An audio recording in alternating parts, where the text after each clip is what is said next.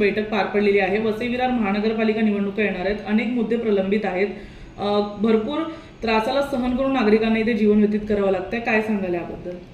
आज वसईकरच्या दृष्टीने, नालासोपारा विरारच्या जनतेच्या दृष्टीने अतिशय चांगला निर्णय आदरणीय मुख्यमंत्र्यांनी घेतले। म्हणजे अनेक चांगले निर्णय, एकच नाही तर अनेक चांगले निर्णय मुख्यमंत्री महोदयांनी घेतले। त्यामधला पहिला निर्णय जिल्हा परिषदच्या मालकीच्या असलेल्या शाळा, दवाखाने आणि हॉस्पिटल्स ह्या महापालिकेकडे वर्ग करणं आणि ते विनामूल्य करणं, कुठल्याही प्रकारे चार्ज न घेता वर्ग करणं हा एक मुद्दा। 4 रेल ओव्हरब्रिज, जवळजवळ 5 ठिकाणी रोड ओव्हरब्रिज, रिंग रूट संदर्भात चर्चा झाली। पाण्याच्या टाक्या ज्या आहेत, 52 टाक्या पाण्याच्या आधी पाणी भरलं गेलं नाही, त्यासाठी तातडीने रिपेअरिंग करून त्या टाक्यामध्ये पाणी जाणं देणं आणि नागरिकांना पाणी प्रेशर देणं ही एक चर्चा झाली। त्याचप्रमाणे जे 95 ते 98% कामं पूर्ण झाली आहेत, स्पोर्ट्स कॉम्प्लेक्स असेल, विरारला गोकुळ टाउनशिपचं जे सांस्कृतिक भवन असेल, विराटनगरचं जे कार्यालय असेल किंवा मजिठिया नाट्यगृह असेल, ह्यांची कामं तातडीने पूर्ण करण्याचे आदेश आदरणीय मुख्यमंत्री महोदयांनी दिले। अशी अनेक कामं सॅटिससाठी, विरार पूर्वेला सॅटिससाठी महापालिकेच्या जागेवर सॅटिस कसं करता येईल, 37 कोटी बजेट झालं, पण त्यासाठी प्रस्ताव साधारण MMRD कडे करून आजच्या तशा प्रकारे तात्काळ करण्याचे आदेश आदरणीय मुख्यमंत्र्यांनी दिले। त्यामुळे आजचा हा दिवस वसई विरारमधील जनतेसाठी अतिशय महत्वाचा दिवस होता।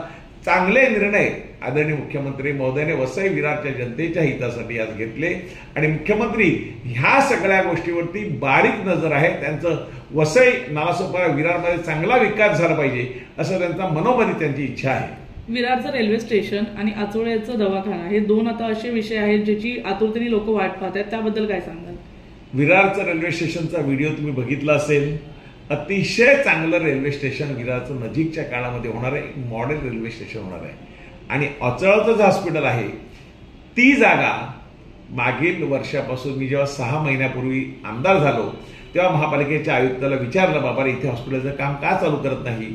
तेव्हा आयुक्त महोदयांनी मला सांगितलं, जागाच आमच्या नावावर नाही तर आम्ही हॉस्पिटल कसं चालू करणार? त्यानंतर मी सगळे पेपर घेतले, फाईल घेतले, माननीय मुख्यमंत्री महोदयांकडे एक पत्र लिहिलं।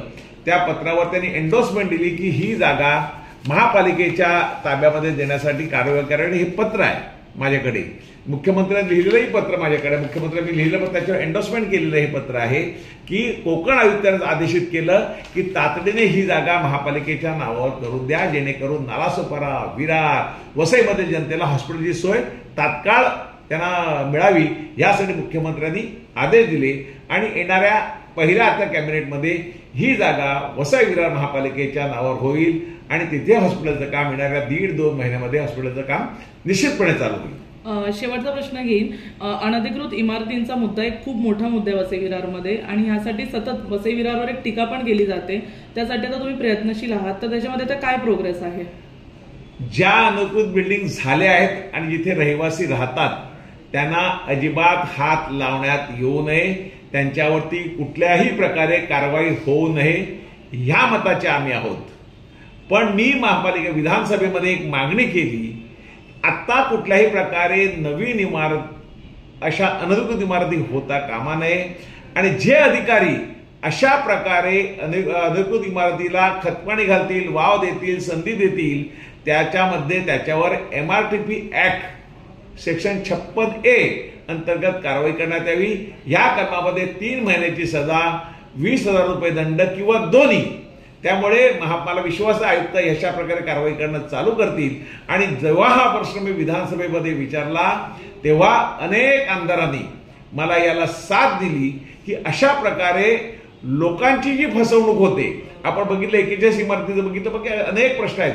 त्याचबरोबर मी विधानसभेत हाही एक प्रश्न विचारला की बिल्डर ओसी घेत नाहीत। एकाच बिल्डरच्या 89 इमारतीला ओसी न घेता 49 कोटी रुपये महापालिकेचे त्यांनी बाकी ठेवलेले आहेत। अशा प्रकारचे बिल्डर जे करतात त्यासाठी MRTP कायद्याअंतर्गत दुरुस्ती करण्यात यावी, अशा प्रकारची मागणी मी केली आहे। आणि ज्याला ओसी नाही मिळाली त्याच्यावर शास्तीसह घरपट्टी लावण्यात येते, परंतु त्यालाही मी सांगितलं की ही घरपट्टी लावण्यात येऊ नये, त्यांना ओसी कशा प्रकारे देता येईल ह्यासाठी शासनाने प्रयत्न करत अशी मी मागणी केली। आणि मला विश्वास आहे आदरणीय देवेंद्रजी, आदरणीय शिंदेसाहेब, आदरणीय दादा हे सर्व अतिशय संवेदनशील मंत्री आहेत सगळे. आदरणीय देवेंद्रजी सर्व महाराष्ट्रातल्या बहिणीचे लाडके देवाभाऊ आहेत. त्यामुळे ह्या सर्व गोष्टींमध्ये ते निश्चितपणे लक्ष घालतील. आणि त्यांनी सांगितलं की वसई विरार नालासोपारावरती मी विशेष लक्ष केंद्रित करणार आहे, कारण इथे डेव्हलपमेंट चांगल्या प्रकारे होत आहे, लोक येत आहेत आणि 1500 एकर जागा जी नालासोपारा आणि विरारच्या वसईच्या मध्ये आहे तिथे चांगल्या एमएमएच्या माध्यमातून ग्रोथ सेंटर करता येईल किंवा काय करता येईल ह्याचाही विचार करण्याचे आदेश आणि ह्या सगळा करण्याचे आदेश त्या खातेप्रमुखाला दिले, आयुक्ताला दिले, MMRDAच्या कमिशनरला दिले, या सगळ्या मुंबईतल्या जे खात्याचे प्रमुख आहेत, नगरविकासचे असतील, बाकी परिवहनचे असतील, या सगळ्या खात्याच्या प्रमुखाला आदेश दिले की ह्यासाठी तात्काळ आपण कार्यवाही करावी.